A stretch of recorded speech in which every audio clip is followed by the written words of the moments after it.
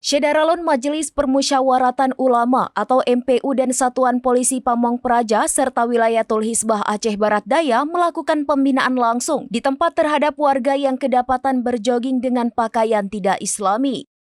Pembinaan ini difokuskan di Jalan Komplek Perkantoran Abdia, Desa Kedepaya, Kecamatan Blangpidi pada Kamis 22 Mei 2025.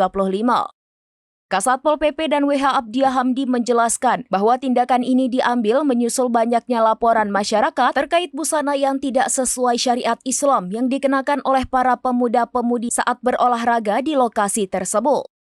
Hamdi menegaskan pentingnya mematuhi kanun, khususnya mengenai tata cara berpakaian yang islami. Senada dengan itu, Ketua MPU Abdia, Abu Muhammad Dahlan menyatakan bahwa pembinaan ini merupakan upaya saling mengingatkan akan pelanggaran syariat Islam. Ia mengimbau agar masyarakat tetap mengenakan pakaian yang menutup aurat saat berjoging. Pelanggar akan diberikan teguran dan pembinaan di tempat. Hamdi menambahkan meskipun jogging bermanfaat untuk kesehatan, hal terpenting adalah menjaga aurat sesuai ajaran Islam.